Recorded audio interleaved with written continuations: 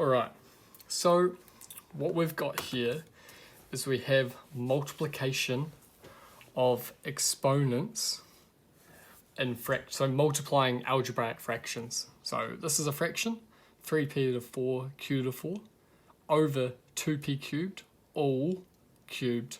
That has been multiplied by another algebraic fraction, 2p q to the 4, all raised to the power of 4.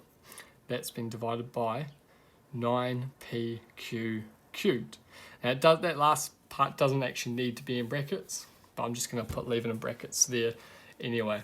So before we get into this problem, we want to do a recap of all our algebra rules. So first rule that we learn is that x to the a times x to the b is x to the a plus b.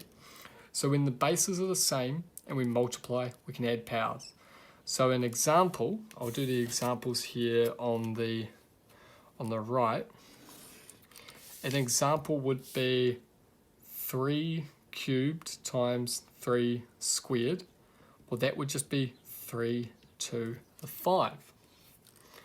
Okay, the next rule that we learn is that x to the a over x to the b, so divided by, well, if multiplication is addition of powers, then division is subtraction of powers.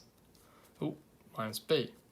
So if we had 5 to the 6 divided by 5 to the 2, that would just be equal to 5 to the 4.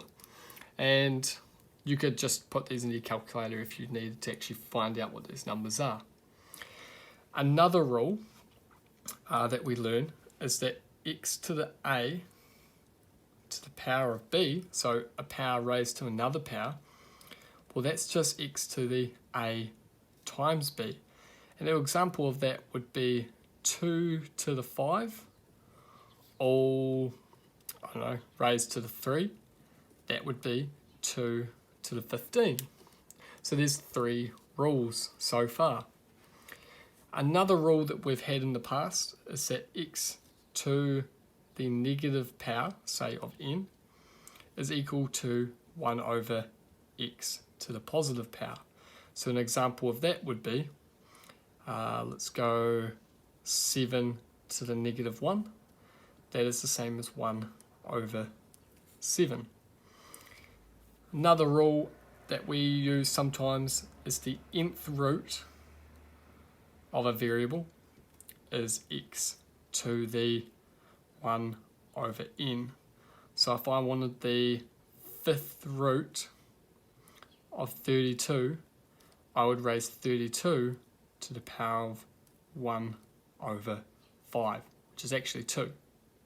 Because 2 times 2 times 2 times 2 times 2 is 32. So those are our rules. The other thing that's happening in this problem is we're multiplying fractions. So if we were to look at this in terms of numbers, 2/3 times, let's go 5, 6. Well, we just know that we multiply the numerators and we multiply the denominators. And then if we can, we then simplify this down. So that's all the information that we need for this one problem. Okay, so let's begin. Can we simplify the numerator here? No, we can't. It is still going to be 3 to the 4 q to the 4. Can we get rid of the brackets in the bottom here? Yes, we can, and that actually reminds me of a rule that we haven't discussed yet. But if we have multiplication and then raise that to a power, well, that's the same as actually raising it to a power and then multiplying. So if we had 3 times 5 squared, or 15 squared, that's actually the same as 3 squared times 5 squared. Let's just check that. Let's just prove that that's true. So 3 times 5, 3 times 5, that's 15 squared, it's 225. Is that the same as 3 squared, which is 9, times 5 squared, which is 25? It is. Oh, 225. So that is true. So that means that this power can act upon the 2, so 2 cubed is 8, and it can act upon the p cubed. And we know from our rules that a power raised to another power is multiplication. So that's just p to the 9. Now we're multiplying by, let's get rid of this bracket as well. So it's just a wee bit more advanced version of this. 2 to the 4, 16. P to the 4. Now we've got q to the 4 to the 4, so multiplication of powers.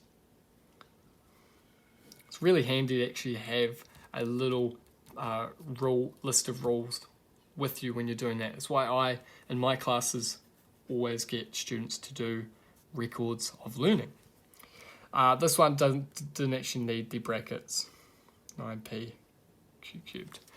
Okay, we've done the exponents of exponents part.